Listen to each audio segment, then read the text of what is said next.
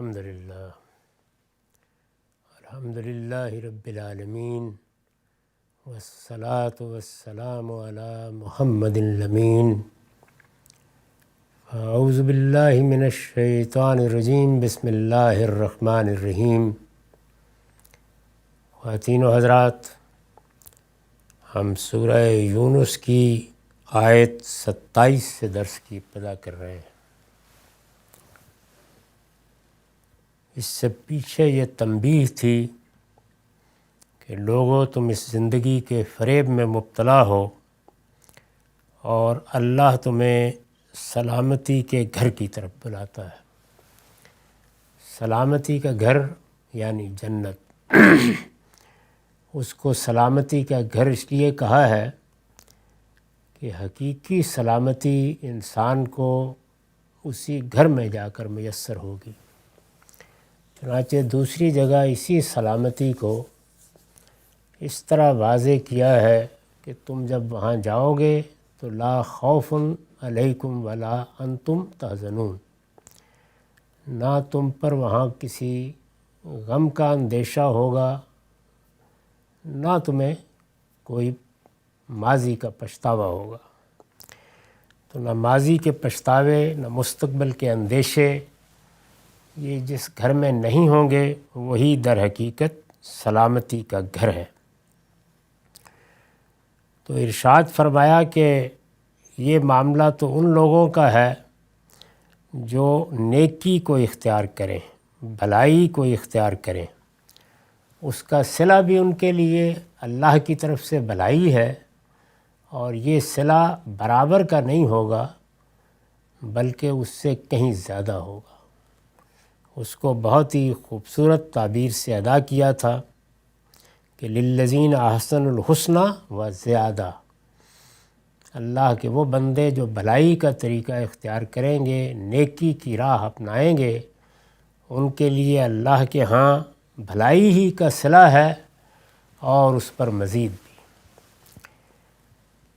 پھر اس کی وضاحت کر دی تھی کہ وہ جنت کیا ہے، وہ سلامتی کا گھر کیا ہے، اس میں انسان کو کیا نعمتیں حاصل ہوں گی، اور سب سے بڑی جس نعمت کے بارے میں بتایا تھا وہ یہ تھا کہ وہاں وہ ہمیشہ رہیں گے، یعنی موت کا اندیشہ ختم ہو جائے گا، وہاں راحت ہی راحت ہے اور ابدی زندگی ہے۔ اب اس کے مقابل کو بیان کیا، والذین کسبوا السیئات جزاء سیئۃ بمثلھا۔ فرمایا کہ اس کے برخلاف جنہوں نے برائیاں کمائی ہیں ان کے لیے خدا کا قانون کیا ہے۔ اس کے برخلاف جنہوں نے برائیاں کمائی ہیں تو خدا کا قانون یہ ہے کہ برائی کا بدلہ اس کے برابر ہے۔ یعنی بھلائی کے معاملے میں تو اللہ تعالیٰ بہت فیاض ہیں، وہ صرف اتنا ہی بدلہ نہیں دیں گے جو کسی نیکی کے لیے اللہ کے ہاں مقرر ہے، وہ دیں گے اور اس کے بعد مزید عنایات بھی فرمائیں گے۔ اسی اصول پر بعض جگہوں بیان کیا ہے کہ یہ بدلہ 10 گنا 70 گنا تک ہو سکتا ہے، لیکن برائی کے معاملے میں ٹھیک انصاف ہوگا۔ جتنی برائی کی ہے اس کے لیے اللہ کے قانون میں جو سزا مقرر ہے وہی ملے گی۔ چنانچہ میں نے لکھا ہے یعنی بھلائی کے لیے تو مزید بھی ہے۔ بھلائی کے معاملے میں یہ قاعدہ نہیں ہے کہ برابر برابر دے کر اللہ تعالیٰ جنت میں بھیج دیں گے، نہیں، وہاں عنایات، افضال، رحمت، کرم اور اللہ تعالیٰ کی طرف سے زیادہ بھی، لیکن برائی کا بدلہ پورے انصاف کے ساتھ بالکل برابر ہے، اس میں کمی بیشی نہ ہوگی۔ تو یہاں جب تنبیہ فرمائی اور دونوں پہلوؤں کے بارے میں اللہ تعالیٰ نے اپنا فیصلہ بھی بیان کیا تو یہ قانون بھی واضح کر دیا کہ برائی کے لیے صلے کا کیا قاعدہ ہے اور بھلائی کے لیے صلے کا کیا قاعدہ ہے۔ ارشاد فرمایا وَتَرْحَقُهُمْ ذِلَّةٌ، پیچھے یہ کہا تھا کہ وَلَا يَرْحَقُ وُجُوهَهُمْ قَتْرٌ وَلَا ذِلَّةٌ، کہ ان کے چہروں پر نہ سیاہی چھائے گی نہ ذلت۔ یہاں فرمایا کہ ان پر ذلت چھائے گی، اس موقع کے اوپر ذلت کے عذاب میں مبتلا ہو جائیں گے۔ وَتَرْهَقُهُمْ ذِلَّةٌ، ان پر ذلت چھائے گی۔ مَا لَهُم مِّنَ اللَّهِ مِنْ عَاصِمٍ، انہیں کوئی خدا سے بچانے والا نہ ہوگا، یعنی وہاں کوئی ہاتھ نہیں پکڑے گا آ کے، کوئی شفاعت کام نہیں آئے گی، کوئی سفارش کرنے کی جسارت نہیں کر سکے گا، کوئی یہ نہیں کہہ سکے گا کہ یہ میرا ہے یا مجھ سے متعلق ہے۔ خدا کی بارگاہ میں خدا ہی کا فیصلہ ہوگا، اسی کی رحمت و عنایت ہوگی تو کوئی زبان کھول سکے گا، اس کی اجازت ہوگی تو کوئی بات کر سکے گا۔ اس لیے آخرت میں کیا نتیجہ نکلنا ہے؟ بندہ مومن کو اپنی تمام تر توجہات کا مرکز اپنے خالق ہی کو بنانا چاہیے۔ وہی صلہ دے گا، وہی رحمت فرمائے گا، وہی عنایت کرے گا، اور اگر کسی کی بات سننی ہے تو اس کا فیصلہ بھی وہی کرے گا۔ انہیں کوئی خدا سے بچانے والا نہ ہوگا۔ اس پر حاشیہ ہے، سلسلہ کلام کے بیچ میں یہ ایک جملہ معترضہ ہے، یعنی درمیان میں بات کو روک کر یہ الفاظ آئے ہیں، مَا لَهُم مِّنَ اللَّهِ مِنْ عَاصِمٍ، انہیں کوئی خدا سے بچانے والا نہ ہوگا۔ سلسلہ کلام کے بیچ میں یہ ایک جملہ معترضہ ہے، مطلب یہ ہے کہ جن ہستیوں سے مدد اور سفارش کی امیدیں باندھتے ہو ان میں سے کوئی بھی وہاں کام نہ آئے گا۔ یعنی یہاں تو انسان فلسفے بیان کر سکتا ہے، امیدوں کے محل استوار کر سکتا ہے، لیکن اللہ تعالیٰ نے قرآن مجید کو آنکھیں کھول کر پڑھیں گے تو بالکل واضح کر دیا ہے کہ کسی کے بارے میں یہ تصور بھی نہ کیا جائے کہ وہ وہاں اپنی مرضی سے زبان کھول سکتا یا کوئی بات کر سکتا ہے، کوئی کسی کے کام نہیں آئے گا۔ اس لیے سفارش کی امید باندھنی ہے تو وہ بھی اللہ ہی سے باندھو، کسی رحمت کی توقع کرنی ہے تو اس پروردگاری سے کرو، عفو درگزر کی امید رکھنی ہے تو اسی سے رکھو۔ جن ہستیوں کو تم سمجھتے ہو کہ وہ تمہاری مدد کریں گی یا سفارش کے لیے کھڑی ہو جائیں گی، یاد رکھو مَا لَهُم مِّنَ اللَّهِ مِنْ عَاصِمٍ، اس دن اللہ کے مقابل میں کوئی نہیں کھڑا ہو سکے گا۔ کَأَنَّمَا اُغْشِيَتْ وُجُوهُهُمْ قِطَعًا مِّنَ اللَّيْلِ مُظْلِمًا، ان کے چہرے ایسے ہوں گے، یعنی ان لوگوں کے جنہوں نے برائی کی اور برائی کا بدلہ پانے کے لیے خدا کی عدالت میں اٹھا کھڑے کیے گئے، ان کے چہرے ایسے ہوں گے جیسے اندھیری رات کے ٹکڑوں سے ڈھانک دیے گئے۔ انسان جب آخری درجے کی مایوسی میں جاتا ہے، جب وہ انجام نظر آتا ہے کہ جس کے لیے اب کوئی راہ فرار باقی نہیں رہی ہے، تو جو کچھ اس پر گزرتی ہے اس کا سب سے بڑا ظہور چہرے ہی پر ہوتا ہے، اسی کو تصویر میں نمایاں کر دیا ہے۔ ان کے چہرے ایسے ہوں گے جیسے اندھیری رات کے ٹکڑوں سے ڈھانک دیے گئے ہیں۔ اولئک اصحاب النار ہم فیہا خالدون، وہی دوزخ کے لوگ ہیں، وہ اس میں ہمیشہ رہیں گے۔ وَيَوْمَ نَحْشُرُهُمْ جَمِيعًا ثُمَّ نَقُولُ لِلَّذِينَ أَشْرَكُوا مَكَانَكُمْ أَنْتُمْ وَشُرَكَاؤُكُمْ، یہ اس دن کو یاد رکھیں جب ہم ان سب کو اکٹھا کریں گے۔ نحشرہم جمیعا، ان سب کو اکٹھا کریں گے۔ کیا مطلب ہے؟ میں نے لکھا ہے یعنی ان کو بھی اور ان کے معبودوں کو بھی، جن کو یہاں پرستش کا مصدر بنائے ہوئے ہیں، جن کو اپنا مرجع سمجھتے ہیں، جن کے بارے میں ان کا خیال یہ ہے کہ وہ بھی اس دنیا میں یا خلق میں کوئی حیثیت رکھتے ہیں یا امر میں کوئی حیثیت رکھتے ہیں، یہ سب جن کو یہ معبود بناتے اور جن سے توقعات وابستہ کرتے ہیں، یہ ہوا ہو جائیں گے، اور اللہ تعالیٰ قیامت میں سب کو سامنے بلا لے گا، یعنی ان کو بھی اور ان کے معبودوں کو بھی۔ آیت میں جمیعاً کی تاکید اسی مدعا کے لیے ہے، یعنی وَيَوْمَ نَحْشُرُهُمْ کے بعد جو جمیعاً کا لفظ آیا ہے وہ یہ بتانے کے لیے ہے کہ نہ تم ہماری گرفت سے بچ سکو گے نہ تمہارے معبود، سب کے سب حاضر کیے جائیں گے۔ ثُمَّ نَقُولُ لِلَّذِينَ أَشْرَكُوا مَكَانَكُمْ أَنْتُمْ وَشُرَكَاؤُكُمْ، پھر جنہوں نے شرک کیا ہے ان سے کہیں گے، اللہ تعالیٰ کہیں گے کہ تم اپنی جگہ ٹھہرو اور تمہارے بنائے ہوئے شریک بھی۔ یہ تم اپنی جگہ ٹھہرو میں عربیت کا وہی اسلوب ہے جو ہماری زبان میں بھی ہے کہ ایسے موقعوں پر ہم ظرف یا مفعول نہیں بولتے۔ چنانچہ میں نے لکھا ہے کہ اصل میں مکانکم کا لفظ ہے، اس سے پہلے امکسو یا کفیو یا ان کے ہم معنی کوئی لفظ محذوف ہے۔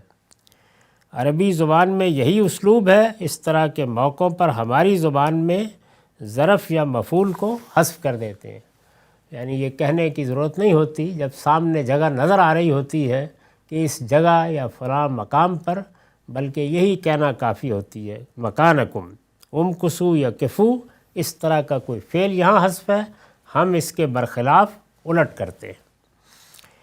ان سے کہیں گے کہ تم اپنی جگہ ٹھہرو اور تمہارے بنائے ہوئے شریک بھی، اور فرمایا کہ پھر کیا ہوگا؟ پھر یہ ہوگا کہ فَزَيَّلْنَا بَيْنَهُمْ، ہم ان کے درمیان جدائی ڈال دیں گے۔ مطلب یہ ہے کہ معبود اپنے عابدوں سے اظہار برات کر دیں گے اور بالکل الگ ہو کر کھڑے ہو جائیں گے۔ آگے اس کی وضاحت آ رہی ہے، آگے اس کی وضاحت کر دی ہے کہ وہاں پر جدائی ڈال دینے کا مطلب کیا ہے۔ ہونا تو یہ چاہیے کہ اب معبود تھے تو اپنے پوجنے والوں کا کچھ خیال کریں، اور پوجنے والے ہیں تو بڑھ کے معبودوں کا دامن پکڑیں، لیکن فرمایا کہ کوئی ہمت نہیں کر سکے گا، وہ وہاں کھڑے ہوں گے، وہ وہاں کھڑے ہوں گے، ارشاد ہوگا رک جاؤ، ٹھہر جاؤ، بس اس سے آگے اب کوئی قدم بڑھانے کی جسارت نہ کرے۔ اور فرمایا کہ یہ ہم کریں گے، اور پھر اس کے بعد وَقَالَ شُرَكَاؤُهُم مَّا كُنتُمْ إِيَّانَا تَعْبُدُونَ، اور ان کے شریک کہیں گے تم ہماری عبادت تو نہیں کرتے تھے۔ یہ اظہار برات ہوگا، یعنی جن پر یہاں بھروسہ کر کے بیٹھے رہے وہ بھی وہاں پر اپنی علیحدگی کا اعلان کر دیں گے۔ معبود اپنے عابدوں سے اظہار برات کر دیں گے، صاف صاف کہہ دیں گے کہ نہیں ہم تو تمہارے معبود نہیں تھے، یعنی اس تعلقی کی نفی کر دیں گے جس کے بارے میں ان کا گمان ہے کہ یہ تعلق تو ہمارے لیے دنیا میں بھی نافع ہوا اور قیامت میں بھی نافع ہوگا۔ تو ارشاد فرمایا کہ کچھ بھی نہیں، سب ختم ہو جائے گا۔ اور مزید کہیں گے فَكَفَى بِاللَّهِ شَهِيدًا بَيْنَنَا وَبَيْنَكُمْ إِن كُنَّا عَنْ عِبَادَتِكُمْ لَغَافِلِينَ، سو اللہ ہمارے اور تمہارے درمیان گواہی کے لیے کافی ہے، یعنی معبود کہیں گے جن کو پوجا جاتا رہا، جن کو یہاں بڑی حیثیت دی گئی، جن کے اختیارات بیان کیے گئے، جن کے بارے میں یہ خیال کیا گیا کہ کائنات کی باغ بھی کسی درجے میں انہی کے ہاتھ میں ہے، کسی کو ابدال اور کسی کو کتب اور کسی کو غوث اور معلوم نہیں کیا کیا بنایا گیا۔ تو فرمایا کہ وہ اس موقع کے اوپر کہیں گے کہ نہیں، پیچھے ہٹ جاؤ، تم ہماری عبادت نہیں کر سکتے تھے، اور ہم کہہ رہے ہیں کہ ہمارا اس میں کوئی قصور نہیں تھا، اللہ ہمارے اور تمہارے درمیان گواہی کے لیے کافی ہے۔ اور فرمایا کہ وہ کہیں گے کہ حقیقت یہ ہے کہ ہم تمہاری عبادت سے بالکل بے خبر تھے، ہمیں کچھ معلوم نہیں تھا، ہم تو اپنی قبروں میں پڑے ہوئے تھے، ہمیں کیا معلوم کہ تم آ کے کیا کرتے رہے اور کیا کیا تمنائیں اور آرزویں ہم سے وابستہ کرتے رہے، ہم نے اس میں کوئی دخل نہیں دیا ہے، ہم تم سے اظہار برات کرتے ہیں۔ یہ جو جملہ ہے اس پر میں نے لکھا ہے کہ اصل الفاظ ہیں ان کننا عن عبادتکم لغافلین، ان میں ان در حقیقت انا ہے جس پر لغافلین کا لام دلالت کر رہا ہے، یعنی یہ گویا ایک نوعیت کی تاکید اس میں پیدا ہو گئی۔ حقیقت یہ ہے کہ ہم تمہاری عبادت سے بالکل بے خبر تھے۔ ہنالک تبلو کل نفس ما اسلفت، اس وقت ہر شخص اپنے اس عمل سے دوچار ہوگا جو اس نے پہلے کیا تھا، یعنی اب جب سب سہارے ختم ہو جائیں گے، معبود بھی اظہار برات کر دیں گے، صاف صاف کہہ دیں گے کہ ہمارا تمہارے ساتھ کوئی تعلق نہیں ہے، یہ اللہ موجود ہے، اللہ گواہی کے لیے کافی ہے، ہم نے تمہیں نہیں کہا تھا کہ تم ہماری قبروں پر آؤ اور ہمارے چڑھاوے چڑھاؤ اور ہماری نظریں پیش کرو اور ہم سے آ کے دعائیں مانگو اور ہم کو غوث قطب قرار دو، ہم نے نہیں کہا تھا یہ سب، ہم تم سے اظہار برات کرتے ہیں۔ اور یہ جو تم ہمیں پوچھتے رہے، عبادت کی یہ سب شکلیں ہیں، نظر پیش کریں یہ عبادت ہی کی ایک صورت ہے، وہاں جا کے چلہ کشی کریں یہ اعتکاف ہے، یہ بھی عبادت ہی کی ایک صورت ہے۔ تو فرمایا کہ ہم تمہاری عبادت سے بالکل بے خبر تھے، یہ کہہ کے وہ تو الگ ہو جائیں گے، اب یہ بے یار و مددگار کھڑے ہوں گے، اور فرمایا کہ اس وقت ہر شخص اپنے اس عمل سے دوچار ہوگا جو اس نے پہلے کیا تھا۔ دنیا میں جو عمل کر کے آیا ہے اب عمل سامنے ہوگا، امیدیں ختم، آرزویں ختم، سہارے ختم، صرف عمل ہوگا۔ اور فرمایا کہ وَرُدُّوا إِلَى اللَّهِ مَوْلَاهُمُ الْحَقِّ، اور لوگ اپنے مالک حقیقی کی طرف لوٹا دیے جائیں گے، یعنی جب سب سہارے ختم ہو گئے تو اب گویا دربار میں حاضری ہو گئی، اب تنہا وہ پروردگار ہوگا اور یہ مجرموں کی طرح سامنے کھڑے ہوں گے۔ اور ارشاد فرمایا کہ وَضَلَّ عَنْهُمْ مَا كَانُوا يَفْتَرُونَ، اور دوسروں کو معبود بنا کر جو جھوٹ انہوں نے گھڑ رکھے تھے سب ان سے جاتے رہیں گے، یعنی ہر چیز ختم ہو جائے گی، کوئی چیز باقی نہیں رہے گی۔ یہ ہوں گے اللہ کی مخلوق کی حیثیت سے، اس کے عاجز بندوں کی حیثیت سے، اور سامنے پروردگار ہوگا اور اعمال نامے کھول دیے جائیں گے۔ جو کچھ ہوگا بالکل قاعدے کے مطابق، میرٹ پر، جو معیارات اللہ تعالیٰ نے مقرر کیے ہیں ان کے مطابق، اور وہاں کسی کے کوئی کام نہیں آئے گا۔ تو گویا ہر پہلو سے یہ تصویر ایک جامع تصویر ہے اور بتا دیتی ہے کہ ہر انسان کو وہاں اس دن کس صورتحال سے دوچار ہونا ہے۔ قُلْ مَنْ يَرْزُقُكُم مِّنَ السَّمَاءِ وَالْأَرْضِ أَمَّن يَمْلِكُ السَّمْعَ وَالْأَبْصَارَ وَمَن يُخْرِجُ الْحَيَّ مِنَ الْمَيِّتِ وَيُخْرِجُ الْمَيِّتَ مِنَ الْحَيِّ وَمَن يُدَبِّرُ الْأَمْرَ۔ ان سے پوچھو، استدلال کی سورہ ہے، بار بار پلٹے گی اور پھر استدلال شروع ہو جاتا ہے۔ ان سے پوچھو زمین و آسمان میں سے کون تمہیں روزی دیتا ہے، یعنی یہ کیا کیا تم نے، کن لوگوں کو اپنا معبود بنایا، کن سے امیدیں وابستہ کیں، وہ انجام تو تم نے دیکھ لیا۔ آج وہ اپنی جگہ پر کھڑے ہیں، تم اپنی جگہ پر کھڑے ہو، انہوں نے تمہاری عبادت کو اور تمہارے تعلق کو قبول کرنے ہی سے انکار کر دیا۔ اس روز حشر میں کچھ بھی باقی نہیں رہا۔ تو فرمایا کہ اس سے پہلے کہ یہ وقت آئے، اس صورتحال سے تمہیں دوچار ہونا پڑے، حقائق پر غور کرو۔ چنانچہ تنبیہ کے لیے ارشاد ہوا، ان سے پوچھو زمین و آسمان سے کون تمہیں روزی دیتا ہے، یعنی یہ امیدیں کن سے لگا رہے ہو، کن کو غوث، قطب، ابدال اور معلوم نہیں کیا کیا بنا کے بیٹھے ہوئے ہو، یہ بتاؤ کون روزی دیتا ہے، یا تمہارے کان اور آنکھیں کس کے اختیار میں ہیں، یعنی یہ جو صلاحیتیں تم کو ملی ہیں، جن کی بنیاد پر تم ایک باشعور ہستی ہو۔ قرآن میں شعور کے بیان کے لیے اس کے ظرف کو لے کر مدعا ادا کیا جاتا ہے، یعنی ہاتھ، پاؤں، آنکھیں، کان، ظاہر ہے کہ انہی کے ذریعے سے، یہ حواس ہے، ہمارا شعور کام کرتا ہے، تو انہی کو بالعموم اللہ تعالیٰ اپنی نعمت کے طور پر بیان کرتا ہے۔ تو فرمایا کہ یا تمہارے کان اور آنکھیں کس کے اختیار میں، یعنی یہ سب کس نے دیا اور کس نے یہ نعمتیں تمہیں عطا فرمائیں، کون ان کا خالق ہے، کون ہے جو زندہ کو مردہ سے اور مردہ کو زندہ سے نکالتا ہے، یعنی یہ زندگی موت کا کارخانہ جس کی کچھ جھلک اپنے سامنے دیکھتے ہو، اور پھر اس کی مثالیں دی ہیں، بڑی عمدہ مثالیں دی ہیں کہ کس طرح زمین ہوتی ہے، پانی کی ایک چھینٹ پڑتی ہے، کس طرح زندہ ہو جاتی ہے۔ اللہ تعالیٰ کس طرح زندہ کو مردہ سے اور مردہ کو زندہ سے تمہارے سامنے نکالتا ہے، کون اس نظم عالم کی تدبیر کر رہا ہے، یہ سوالات رکھ دیے ہیں سامنے۔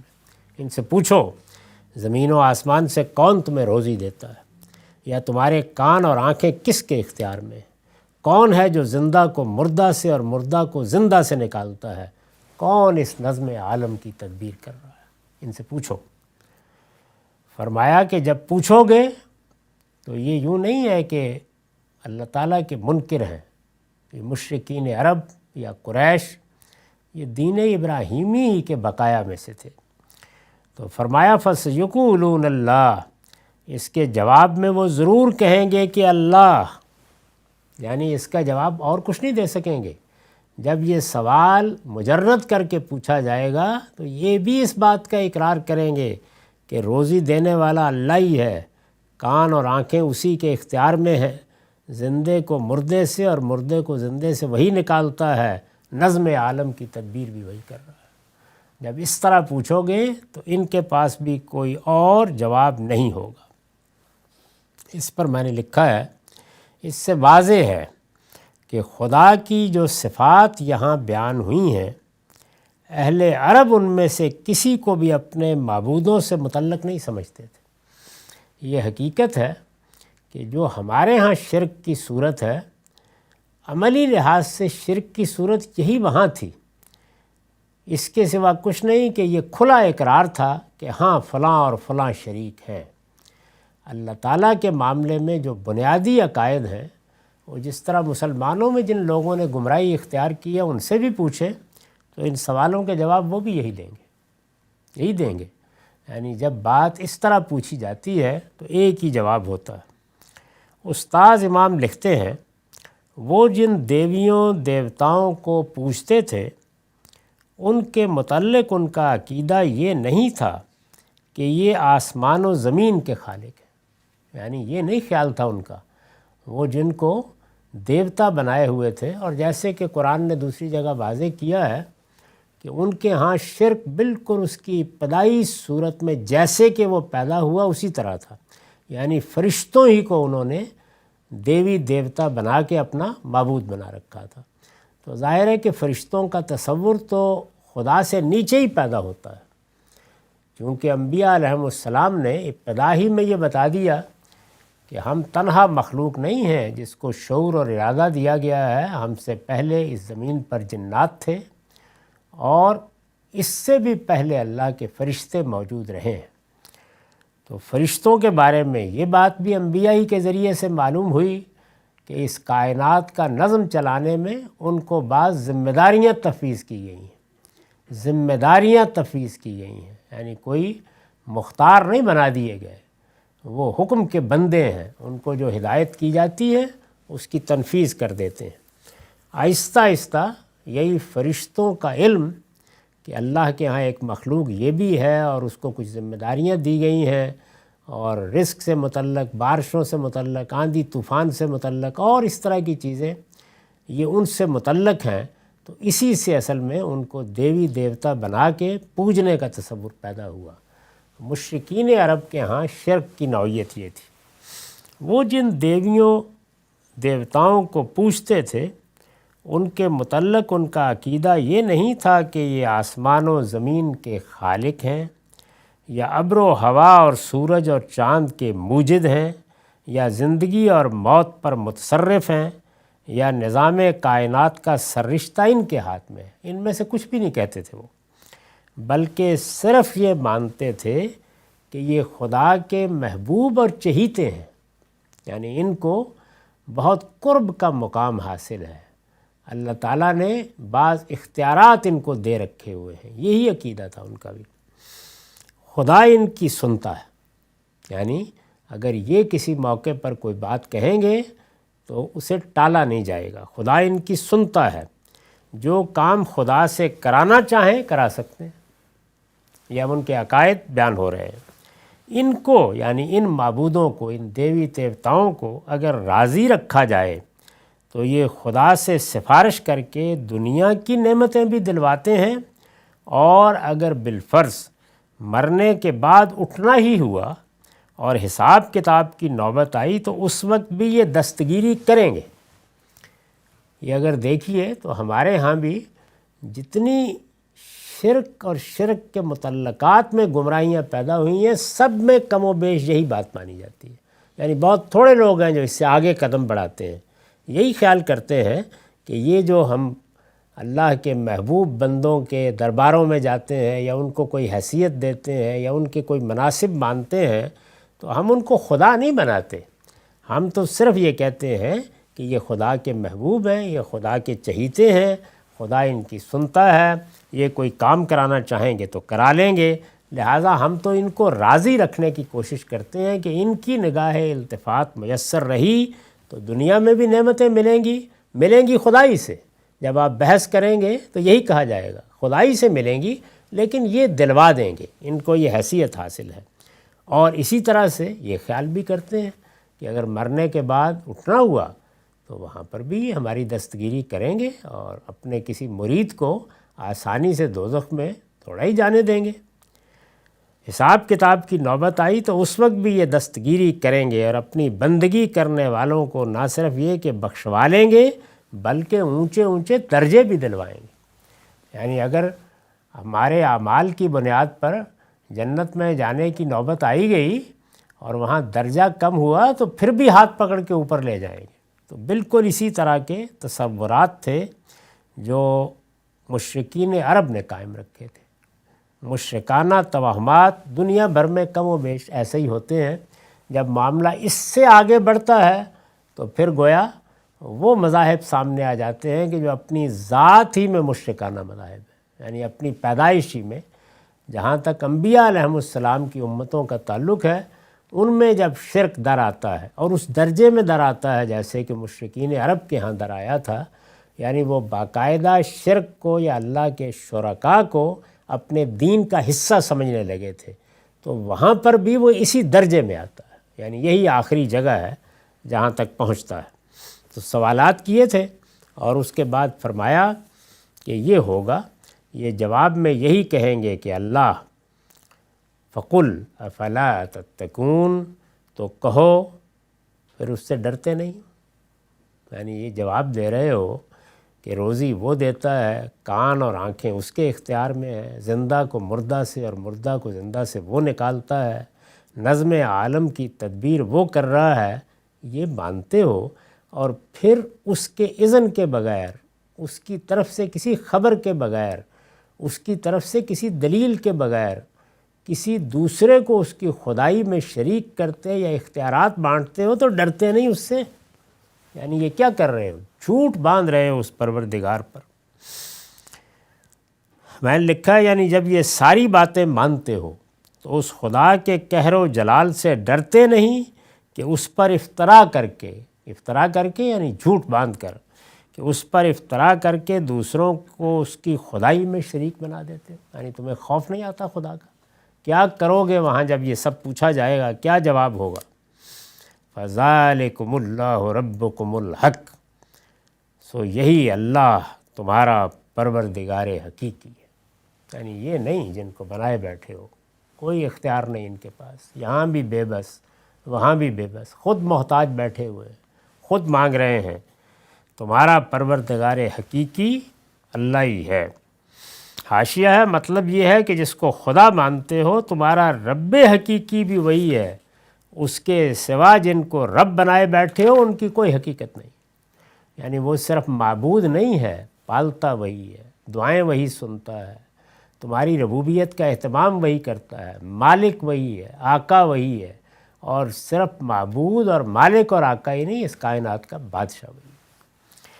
یہی وجہ ہے کہ جو ہمیں تعوذ سکھایا گیا ہے قرآن مجید میں، تو وہ کیا ہے؟ اعوذ برب الناس ملک الناس الہ الناس، یعنی جہانوں کا پروردگار، جہانوں کا بادشاہ، جہانوں کا معبود، لوگوں کا معبود، لوگوں کا بادشاہ، پوری کائنات کا، پوری انسانیت کا رب۔ جس کو خدا مانتے ہو تمہارا رب حقیقی بھی وہی ہے۔ یعنی یہ نہیں ہے محض کہ وہ بنا کے کہیں بیٹھ گیا ہے، بنا کے بیٹھ گیا تو خالق مان لیا، نہیں، اس کے بعد ایک ایک معاملے کی براہ راست نگرانی کر رہا ہے، سب کچھ تمہیں اس کے اذن سے ملتا ہے۔ تو اس کا مطلب یہ ہے کہ رب بھی وہی ہے۔ تو یہ سمجھ لینا چاہیے کہ اللہ تعالیٰ کی جو صفات قرآن میں بیان ہوتی ہیں ان میں رب کی صفت کس مفہوم میں ہے؟ فَذَلِكُمُ اللَّهُ رَبُّكُمُ الْحَقُّ، سو یہی اللہ تمہارا پروردگار حقیقی ہے۔ فَمَاذَا بَعْدَ الْحَقِّ إِلَّا الضَّلَالُ فَأَنَّىٰ تُصْرَفُونَ، پھر حق کے بعد گمراہی کے سوا اور کیا ہے؟ آخر تم کدھر پھرے جاتے ہو؟ یعنی خدا سے متعلق جن باتوں کو مانتے ہو ان کا منطقی نتیجہ تو یہی نکلتا ہے کہ اپنا رب بھی تنہا اسی کو تسلیم کرو۔ اس کے معنی یہ ہوئے کہ یہی حق ہے، تو اس حق کے خلاف جو کچھ بھی مانتے ہو اسے صریح ضلالت یا گمراہی کے سوا اور کیا کہا جا سکتا ہے؟ معبود مانتے ہو، خالق مانتے ہو، تو پھر تو نتیجہ یہی نکلنا چاہیے۔ اور یہ جو آخر میں فرمایا کہ کدھر پلٹے جاتے ہو، تو میں نے لکھا ہے کہ اصل میں تصرفون کا لفظ آیا ہے جس کے معنی پھرائے جانے کے ہیں۔ اس میں یہ اشارہ ہے کہ عقل و منطق تو کسی اور طرف لے جا رہی ہے، لیکن تم نے اپنی باغ کس کے ہاتھ میں دے دی ہے جو تمہیں اس طرح ہزہ گردی کرا رہا ہے؟ یعنی کہاں سے پھرائے جا رہے ہو؟ کس کے ہاتھ میں ہے تمہاری باغ؟ انسان کی باغ اس کی عقل کے ہاتھ میں دی گئی ہے، تو اس کے تقاضے تو وہ ہیں جو ہم نے بیان کر دی۔ اقول قولی ھذا واستغفر اللہ لی ولکم ولسائر المسلمین۔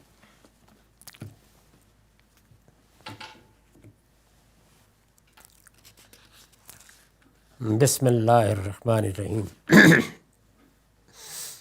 عن عبداللہ بن مسعود عن النبی صلی اللہ علیہ وسلم قال لا يدخل الجنت من کان فی قلبہ مثقال ذرۃ من کبر۔ قال رجل یا رسول اللہ ان الرجل يحب ان يكون ثوبه حسنا ونالہ حسنا۔ قال ان اللہ جمیل يحب الجمال الکبر بطر الحق وغمط الناس۔ یہ مسلم کی روایت ہے، رقم ہے 91۔ ترجمہ یہ ہے، عبداللہ بن مسعود رضی اللہ عنہ کا بیان ہے کہ نبی صلی اللہ علیہ وسلم نے فرمایا جس شخص کے دل میں ذرہ برابر بھی تکبر ہوگا وہ جنت میں داخل نہیں ہو سکے گا۔ یہی بات قرآن میں بھی کہی گئی ہے، بلکہ قرآن مجید میں تو اس کے لیے تمثیل پیش کی گئی ہے اور فرمایا ہے کہ اونٹ سوئی کے ناکے میں داخل ہو سکتا ہے، کوئی مستکبر، کوئی تکبر کرنے والا، سرکشی اختیار کرنے والا اللہ کی جنت میں داخل نہیں ہو سکتا۔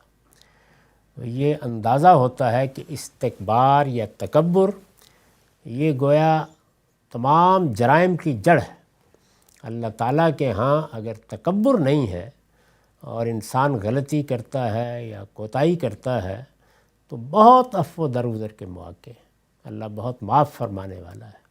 یعنی بندہ اگر بندگی کے مقام پر کھڑا ہے اور اپنے آپ کو بندہ ہی سمجھ کر سب چیزیں کر رہا ہے تو پھر غلطی ہوگی، غلطی ہوتی ہے تو اس کا لازمی نتیجہ یہ ہے کہ چونکہ سرکشی نہیں ہے، اصرار نہیں ہے، تو وہ لوٹے گا اپنے پروردگار کی طرف، جلد یا بدیر اپنے آپ کو اس مالک کے سامنے ڈال دے گا، عرضداشت پیش کرے گا، معافی مانگے گا، رجوع کرے گا۔ تکبر ہوگا تو پھر انانیت کا اسیر ہو جائے گا۔ اس طرح کے لوگ دین کے معاملے میں استکبار اختیار کر لیں تو ابو جہل، ابو لہب اور فرعون ہوتے ہیں۔ دنیا کے معاملات میں استکبار اختیار کر لیں تو ہٹلر اور مسولینی ہوتے ہیں۔ ان کو پھر یا بندوق کی گولی رخصت کرتی ہے یا کوئی اٹھا کے پھینک دیتا ہے۔ تو فرمایا کہ یہ تکبر اگر ذرہ برابر بھی تمہارے اندر ہے تو یاد رکھو جنت میں داخل نہیں ہو سکو گے۔ نبی صلی اللہ علیہ وسلم نے فرمایا جس شخص کے دل میں ذرہ برابر بھی تکبر ہوگا، یعنی یہ جس طرح کے حدیثوں میں آتا ہے اور بالکل صحیح آتا ہے اور قرآنی کے مطابق ہے کہ ذرہ برابر بھی ایمان ہے۔ ایمان کس چیز کا نام ہے؟ ایمان نام ہے احساس بندگی کا، یعنی میں بندہ ہوں، اسی کا نام ایمان ہے۔ تو ذرہ برابر بھی ایمان یہ دوزخ میں نہیں رہنے دے گا۔ کیوں نہیں رہنے دے گا؟ اس لیے کہ استکبار نہیں ہے تو معافیاں مانگی ہوں گی، ندامت آئی ہوگی، رجوع ہوا ہوگا، تو اللہ تعالیٰ بڑے بڑے گناہوں کو بھی معاف کر دیتے ہیں۔ اور اس کے مقابل میں کیا ہے؟ ذرہ برابر تکبر۔ اگر کسی جگہ بھی یہ موجود ہے تو اس کا ظہور ہوگا، اور جب ظہور ہوگا تو پھر لازماً انسان سے وہ سب کچھ کرائے گا جو انسانی تاریخ میں پیغمبروں کے مقابل میں بھی جب اللہ کی طرف سے حکم آ گیا کہ اب تم معزول ہوئے تو وہ معزولی انہوں نے قبول نہیں کی۔ جس شخص کے دل میں ذرہ برابر بھی تکبر ہوگا وہ جنت میں داخل نہیں ہو سکے گا۔ ایک شخص نے، یعنی حضور نے یہ فرمایا، ایک شخص نے یہ سنا تو پوچھا یا رسول اللہ، آدمی پسند کرتا ہے کہ اس کا لباس اچھا ہو، اس کا جوتا اچھا ہو، یعنی انسان کے اندر ایک حصے جمالیات اللہ تعالیٰ نے رکھی ہے، تو کیا یہ میں تکبر کر رہا ہوں؟ یعنی میں اپنے آپ کو خوبصورت دیکھنا چاہتا ہوں، میں اپنے آپ کو برتر دیکھنا چاہتا ہوں، میں کوئی بڑا مقام حاصل کرنے کی جدوجہد کرتا ہوں، وہ علم میں ہو، وہ اقتدار میں ہو، کوئی بھی چیز ہو، تو اس میں ظاہر ہے کہ یہ چیزیں تو انسان چاہتا ہے، اس کے اندر ایک جمالیات کا احساس موجود ہے۔ یا رسول اللہ، آدمی پسند کرتا ہے کہ اس کا لباس اچھا ہو، اس کا جوتا اچھا ہو۔ آپ نے فرمایا اللہ سراسر حسن ہے، یعنی اللہ کیا ہے؟ اللہ جمیل، اللہ سراسر حسن ہے اور حسن و خوبصورتی کو پسند کرتا ہے، اس لیے ان میں سے کوئی چیز بھی تکبر نہیں ہے۔ یہ غلط فہمی دور کی آپ نے، یہ تکبر نہیں ہے۔ اس کے بعد فرمایا تکبر کیا ہے؟ الکبر و بطر الحق و غمت الناس، تکبر تو یہ ہے کہ آدمی حق کے مقابلے میں سرکشی اختیار کرے اور دوسروں کو حقیر سمجھے۔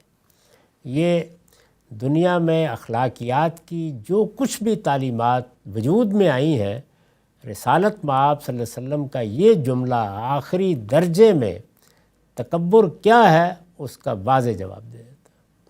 یعنی دنیا میں جو اصل کشمکش پیش آتی ہے انسان کو، وہ کیا ہے؟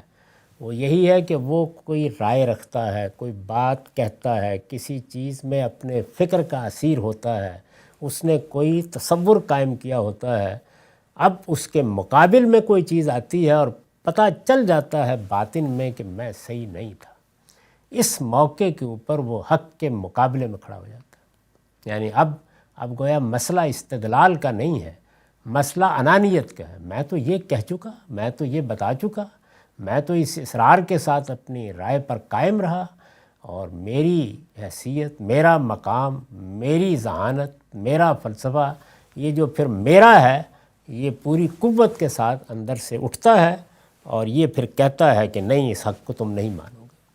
تو فرمایا کہ ایک تو یہ ہوتا ہے، اور دوسرے کیا ہوتا ہے کہ چونکہ آدمی اپنے آپ کو اس طرح بڑا سمجھتا ہے، اب بڑا سمجھتا ہے وہ رائے کے لحاظ سے بھی ہو سکتا ہے، علم کے لحاظ سے بھی ہو سکتا ہے، اقتدار کے لحاظ سے بھی ہو سکتا ہے، حسن کے لحاظ سے بھی ہو سکتا ہے، جو چیزیں اللہ نے نعمتیں دی ہیں، تو دوسروں کے اوپر نگاہ ڈالتا ہے تو ان کو حقیر سمجھتا ہے۔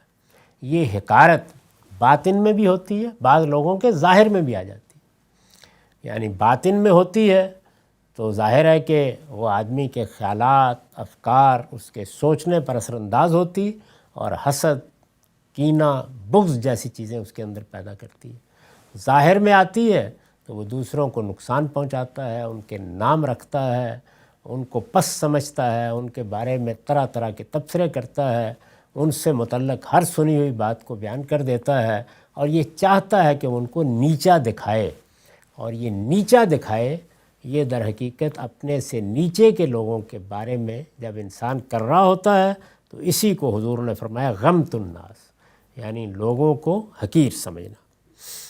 اس پر میں نے ایک مختصر سا نوٹ لکھا ہے، وہ بھی سن لیجئے۔ تکبر کی حقیقت اپنی بڑائی کا احساس ہے، یعنی یہ بڑائی کا احساس ہی اللہ ہی کے شایان شان ہے۔ وہ جو ایک روایت میں آیا ہے نا کہ یہ چادر اللہ ہی کی قامت پر ٹھیک لگتی ہے، یہ جو رضا ہے، کبر، اللہ ہی متکبر ہے اور اسی کو حق ہے کہ وہ اپنے بڑائی کے اس احساس کے ساتھ بندوں پر حکومت کرے۔ تکبر کی حقیقت اپنی بڑائی کا احساس ہے، یہ حد سے بڑھ جائے، یعنی کسی حد تک تو انسان کے اندر یہ احساس فطری ہے، وہاں تک خرابی نہیں پیدا ہوتی۔ یہ حد سے بڑھ جائے تو اس کا ظہور اصلاً انہی دو صورتوں میں ہوتا ہے۔ یعنی وہ کیا دو صورتیں ہیں؟ ایک حق کے مقابلے میں اکڑ جانا، دوسرے لوگوں کو حقیر سمجھنا، انہی دو صورتوں میں ہوتا ہے۔ وضاقتہ اور طرز عمل کے دوسرے تمام متکبرانہ رویے آگے پھر انہی سے پیدا ہو جاتے ہیں۔ یعنی یہ ہے وہ اصل حقیقت کہ جب انسان حق کے مقابلے میں اکڑنے کا داعیہ پیدا کر لے اور جب دوسروں کو حقیر سمجھے تو یہاں سے ابتدا ہوتی ہے، اور اصل حقیقت بھی یہی ہے۔ اس کے بعد ظاہر ہے اس کا ظہور ہوگا، وہ وضاقتہ میں بھی ہوتا ہے، لباس کے انداز میں بھی ہوتا ہے، اٹھنے بیٹھنے میں بھی ہوتا ہے، طرز تخاطب میں بھی ہوتا ہے، اپنے چھوٹوں کے ساتھ معاملہ کرنے میں بھی ہوتا ہے، زیر دستوں کے اوپر حکومت کرنے میں بھی ہوتا ہے، پھر وہ مختلف صورتوں میں ہونا شروع ہے۔ تو یہ کبر یا تکبر کی رسول اللہ صلی اللہ علیہ وسلم نے حقیقت واضح فرمائی۔ یہ بڑی اہم روایت ہے اور یہ بتاتی ہے کہ ان روایتوں میں اللہ تعالیٰ کے پیغمبر کی طرف سے کیا جواہر ہیں جو بکھیر دیے گئے ہیں۔ وآخر دعوانا الحمدللہ رب العالمین۔ اب 10 منٹ کا وقفہ ہے، اس کے بعد سوال ہوگا۔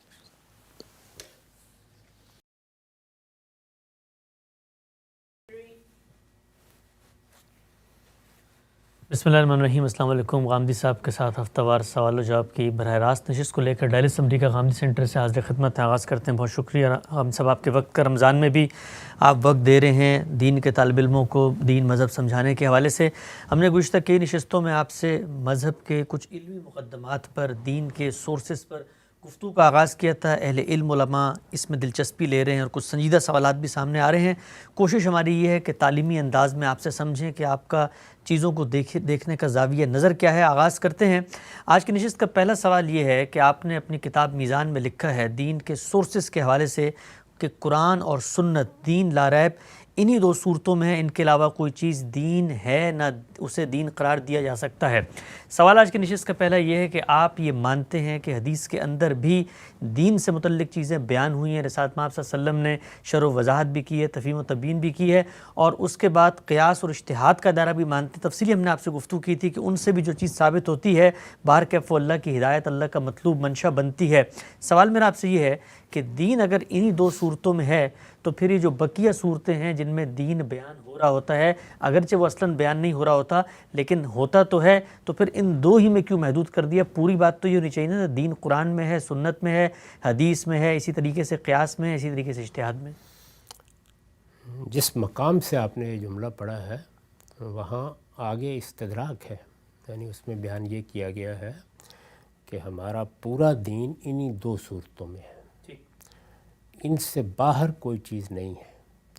یہ جو اخبار احاد کے ذریعے سے رسول اللہ کی نسبت سے بہت سی چیزیں ہمیں ملتی ہیں، یہ کوئی الگ دین نہیں ہے، یہ کسی عقیدہ و عمل کا اضافہ نہیں ہے، بلکہ یہ اسی دین کی یعنی وہ دین جو قرآن و سنت میں ہے اسی کی تفہیم و تبیین اور اس پر عمل کے لیے رسالت مآب صلی اللہ علیہ وسلم کے اسوہ حسنہ کا بیان ہے۔ تو پورا جملہ یہ ہے۔ اس جملے کو جب آپ اس کے اس استدراک سے الگ کر کے پڑھتے ہیں تو وہ سوال پیدا ہو جاتا ہے۔ یعنی پوری بات یہ ہے کہ اللہ کا جو دین ہمیں دیا گیا، اللہ کی جو ہدایت پیغمبروں کے ذریعے سے ہمیں ملی، اور خاص طور پر جب وہ آخری پیغمبر کی تصویب سے آگے منتقل ہوئی تو دو صورتوں میں منتقل کی گئی، یعنی اللہ کی کتاب قرآن مجید، اس سے ہم سب واقف ہیں۔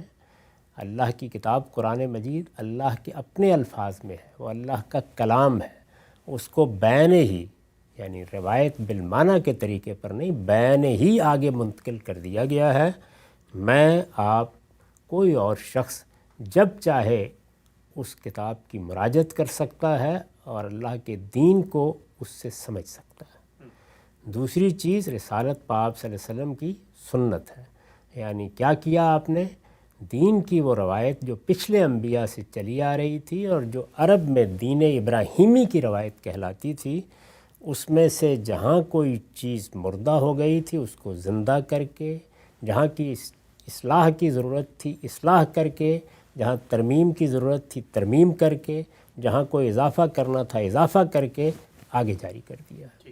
اور جب جاری کیا ہے، یہ لفظ جاری کیا ہے جب بولا جاتا ہے تو اس کا مطلب یہ ہوتا ہے کہ ایسا نہیں کیا گیا کہ کسی نے پوچھا تو بتا دیا، کبھی کہیں ذکر کر دیا، کوئی خطبہ دے دیا اور اس میں بات بیان ہو گئی، ایسا نہیں کیا، بلکہ ایک ایک شخص تک اس کو پہنچایا ہے، اور صحابہ کرام نے اس کو اپنے اجماع سے اپنے عمل میں ڈھالا ہے، اور پھر نسلاً بعد نسلاً وہ اسی طرح امت میں منتقل ہو رہا ہے، اور بغیر کسی انقطاع کے منتقل ہو رہا ہے۔ تو سارا دین اسی میں ہے، دین کا کوئی عقیدہ اس سے باہر نہیں، دین کا کوئی عمل اس سے باہر نہیں۔ اس کے بعد جو کچھ کہا جائے گا وہ کیا ہوگا؟ وہ یا اس متن کی شرح ہوگی یا اس میں جو اصول بیان ہوئے ہیں ان کی فرع ہوگی. تو اس وجہ سے فروع کو یا شرع کو الگ سے بیان کرنے کی ضرورت نہیں ہوتی. تو میں نے بھی بیان نہیں کیا. ٹھیک ہے، صحیح نقطہ واضح ہوا. آپ آگے لکھتے ہیں کہ رسول اللہ صلی اللہ علیہ وسلم کے قول و فعل اور تقریر و تصویب کے لیے اخبار احاد جنہیں بالعموم حدیث کہا جاتا ہے، ان کے بارے میں حقیقت ناقابل تردید ہے کہ ان کی تبلیغ و حفاظت کے لیے آپ نے کبھی کوئی اہتمام نہیں کیا. سوال یہ ہے کہ آپ نے اپنی کتاب لکھی میزان، اس میں فقہ النبی کو باقاعدہ طور پہ پورے دین کو جہاں جہاں بیان کر رہے ہیں وہاں پہ رسالت مآب صلی اللہ علیہ وسلم نے جو شرح و وضاحت کی ہے، جو تفہیم و تبیین کی ہے، اس کو بھی بیان کر رہے ہیں. یہ بات کہ آپ صلی اللہ علیہ وسلم نے کبھی کسی کو پابند نہیں کیا یا اس کو آگے منتقل کرنے کا اہتمام نہیں کیا، عقل یہ کہتی ہے کہ جب ہم دین کی کسی چیز کو شرع سمجھتے ہیں تو ہم چاہتے ہیں کہ لوگ اسی استنباط کو یا اسی عقلی تقاضے کو یا نص کی اسی تفہیم کو آگے بھی منتقل کریں. مثال دیتا ہوں میں، مثلا قرآن مجید میں کہا 2 بہنوں کو جمع نہیں کرنا. اب اگر رسالت مآب صلی اللہ علیہ وسلم نے اس پر ایک استنباط کیا ہے، اس حکم کا ایک اقتضا بیان کیا ہے کہ خالہ بھتیجی اور پھپھو بھانجی کو جمع نہیں کرنا، تو آپ کیوں نہیں چاہیں گے کہ یہ بات آگے منتقل نہ ہو؟ یعنی اہتمام کیوں نہیں ہوا اس کا؟ ذمہ داری نہیں تھی. یعنی ایسا نہیں کہ رسالت مآب صلی اللہ علیہ وسلم نے لوگوں کو پابند کیا اس بات کا. وہ اللہ کی کتاب آگے پہنچانے کے پابند تھے. سنت ان کے عمل میں ڈھل چکی تھی اور گویا کہ پورے صحابہ کے گروہ کا عمل بن چکی تھی. اس میں تو کسی اور اہتمام کی ضرورت ہی نہیں تھی.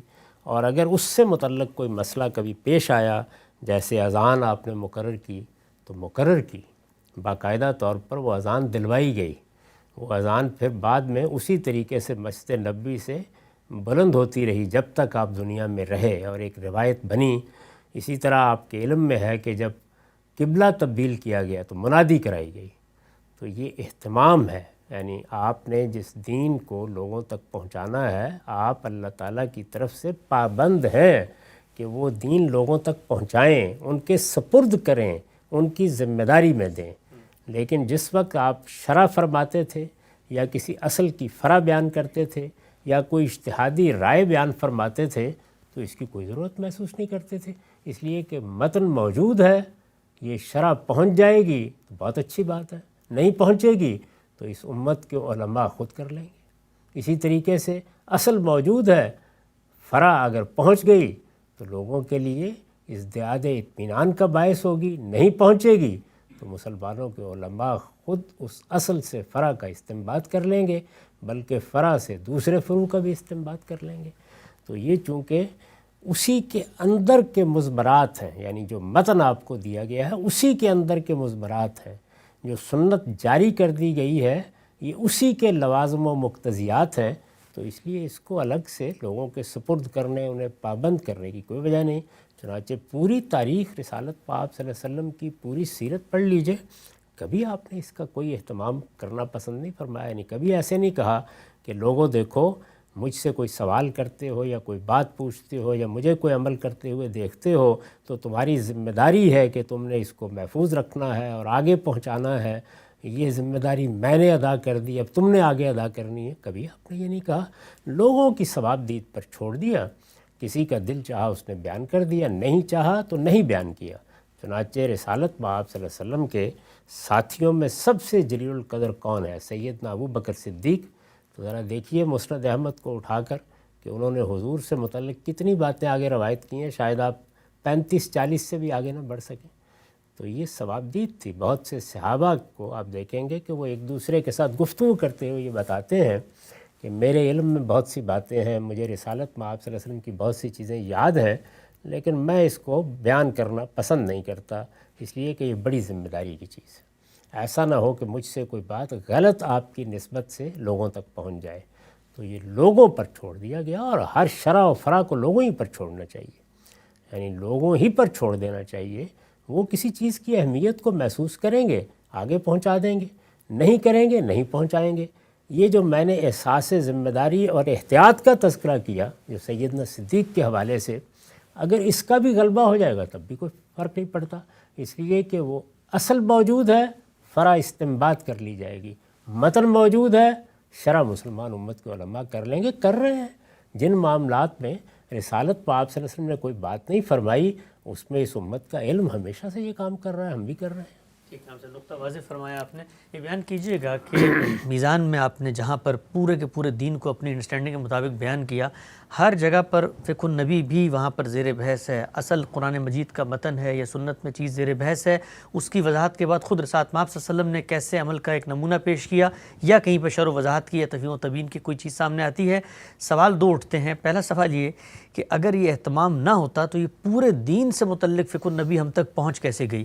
اور دوسری بات یہ کہ اگر یہ نہ پہنچتی تو کیا تب بھی دین کی مکمل تصویر سامنے آ جاتی؟ مثال دیتا ہوں کہ اگر مثلا میزان میں آپ فقہ النبی کو نکال دیں جو 1200 روایتیں لے کر آئے ہیں، تب بھی دین آپ کی نظر میں اسی طریقے کی وہ پوری کی پوری تصویر دے رہا ہوتا جو ان کے ساتھ دے رہا؟ یقیناً اس میں کوئی شبہ ہی نہیں ہے. چنانچہ میں نے یہ کر کے دکھا دیا. جیسے ہی میزان پایا تکمیل کو پہنچ گئی تو میں نے ان تمام روایات کو اس میں سے نکالا، الگ کیا. یہ 1200 کے قریب روایات ہیں، اس سے بھی کچھ زیادہ، سب کو نکال دیا اور صرف قرآن و سنت کی بنیاد پر اس دین کو الاسلام میں بیان کر دیا. پورا بیان کر کے دکھا دیا. کوئی چیز اس میں کم نہیں ہے، کوئی چیز اس میں زیادہ نہیں کی جا سکتی. پورا دین بیان ہو گیا ہے، کیونکہ یہ جو کچھ ہے یہ یا شرع ہے یا فرع ہے. یعنی اصل بیان ہو گیا ہے تو ظاہر ہے کہ اس کی فرع ہے، اور اگر متن موجود ہے تو ظاہر ہے کہ اس کی شرع ہے. تو اس لیے اس سے کوئی فرق واقع نہ ہوتا. لیکن یہ میرے پاس بہت بڑی نعمت ہے. یعنی اللہ کے پیغمبر کی تشریحات ہیں، رسالت مآب صلی اللہ علیہ وسلم کی جو تشریعی حیثیت ہے، یعنی آپ شارع ہیں، اللہ کا دین کی حیثیت سے جاری کر دیتے ہیں، دین میں عقیدہ بتا دیتے ہیں، دین میں کسی عمل کی ابتدا کر دیتے ہیں. یہ جو تشریع بالعین تشریعی حیثیت ہے آپ کی، اس کا ظہور ہوا ہے سنت کی صورت میں. اور جو آپ کی تشریعی حیثیت ہے یعنی شرع کرنا، وضاحت کرنا، اس کا ظہور اس طریقے سے ہوا ہے. تو تشریحات جو کچھ آپ نے فرمائی ہیں وہ بہت بڑی نعمت، بہت بڑی دولت ہے. اس سے علم کی ابتدا ہوئی ہے، اس سے اس امت کے علماء نے علم سیکھا ہے، اس سے دین کو سمجھنا سیکھا ہے، اس سے دین میں اجتہاد کرنا سیکھا ہے، اس سے نئی صورتوں پر دینی چیزوں کا اطلاق کرنا سیکھا ہے، اس سے استثناء اور رخصت کے قواعد سیکھے ہیں. تو وہ پہلے معلم ہیں. یعنی اللہ کا پیغمبر، فقہ جب وجود میں آئے گی تو امام الفقہا ہیں. تو اس وجہ سے رسالت مآب صلی اللہ علیہ وسلم کی یہ جو حیثیت ہے، یعنی آپ کا علم آگے منتقل ہو، بہت بڑی نعمت ہے. اور اس میں جتنا آپ نے کر دیا، یعنی لوگوں کے سامنے اگر کسی سوال کا جواب دے دیا، کوئی عمل لوگوں نے دیکھ لیا اور اپنی ثوابدید پر آگے بیان کیا، تو یہ دیکھیے کہ جو باقی اہل علم ہیں جن کی چیزیں ہم منتقل کرتے ہیں، کتنے اہل علم ہیں کہ جنہوں نے کوئی کتاب نہیں لکھی. سب سے بڑی مثال کس کی ہے؟ امام ابو حنیفہ. مسلمانوں کی آبادی شاید کہا جا سکتا ہے کہ نصف سے زیادہ ان کی فقہ کی پیرو ہے، کوئی کتاب نہیں لکھی. ایک کتاب ان کی طرف منسوب کی جاتی ہے یا اور بعض چیزیں ان پر بھی بہت بحث ہے، الفقہ الاکبر وغیرہ، کچھ نہیں لکھا. اس کے باوجود ان کی آراء، ان کے فتاویٰ، ان کے مباحث پہنچائے نا ان کے شاگردوں نے، تو بس اپنے شوق سے پہنچا دیے. انہوں نے بھی کسی کو ذمہ داری نہیں دی تھی کہ یہ کام ضرور کرو. تو علم ایسے ہی منتقل ہوتا ہے. اسی طریقے سے رسالت مآب صلی اللہ علیہ وسلم کا علم منتقل ہو گیا. اور میں نے عرض کر دیا کہ اس کے لیے کسی اہتمام کی ضرورت نہیں تھی. یہ لوگوں کے شوق سے کسی حد تک منتقل ہو جانا تھا. ابھی بھی ہم نہیں کہہ سکتے کہ کتنی چیزیں تھیں جو حضور نے بیان فرمائی ہوں گی لیکن وہ آگے منتقل نہیں ہوئیں. کتنی چیزوں سے مراد یعنی شرع کی نوعیت کی یا فرع کی نوعیت کی. جو اصل دین ہے، جس کو دین کہنا چاہیے، دین کے عقائد، دین کے تمام اعمال، وہ بے کم و کاست بیان کیے گئے، ایک ایک شخص تک پہنچائے گئے. وہ بے کم و کاست ہم تک پہنچ گئے ہیں الحمدللہ. آخری نشست کا سوال ہے، ایک مثال سامنے رکھ کے بات کو ایک جگہ پہنچاتے ہیں. مثال کے طور پہ مسح الخفین ہے، اس میں مسافر کے لیے ایک مدت طے کی ہے، روایتوں میں معلوم ہوتا ہے. مقیم کے لیے ایک مدت طے کی ہے، 1 دن 1 رات، 3 دن 3 راتیں. یہ روایت ہمیں نہ ملتی، ہم فقہ النبی کے تحت اس کو نہ نقل کرتے، تو پھر اس باب میں ہم کیسے اجتہاد کرتے؟ تو پیغمبر تھا، اس نے ہمیں بتا دیا، طریقہ بھی بتا دیا اس کے علاوہ، اور اس معاملے میں طریقہ بتایا جو عبادات کے اندر تھا، وقت مقرر کر دیا. تو اس کو نکال دیں تو ہم کیسے فیصلہ کریں گے؟ یہ بتائیے کہ یہ جو چیز ہے اس کے منتقل نہ ہونے کا امکان کیسے فرض کیا آپ نے؟ یہ تو ہو ہی جانا ہے. اس کی وجہ یہ ہے کہ یہ معاملہ ایسا ہے کہ جو ہونا ہے تو دنوں ہونا ہے، ہر روز ہوگا. یعنی جس زمانے میں موزے پہنے ہوں گے تو روزانہ ہوگا نا. اچھا پھر صحابہ کرام نہیں کریں گے یہ؟ تو اس میں تو کوئی سوال ہی نہیں ہے. اس طرح کی جو عملی نوعیت کی چیزیں ہوتی ہیں وہ منتقل ہو ہی جاتی ہیں.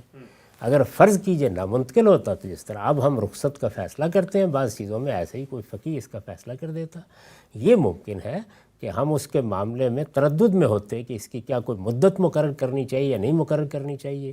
اس میں بھی اصول موجود ہیں اور قرآن میں بیان ہوئے ہیں، ان کی روشنی میں کی جا سکتی تھی اور ہو سکتا ہے کوئی احتیاط برتتا نہ کرتا تو یہ اسی طرح کا ایک فقہی اختلاف ہوتا ہے جس طرح کا اختلاف دوسرے بہت سے معاملات میں ہو جاتا ہے. اس میں کیا قیامت آ جاتی ہے.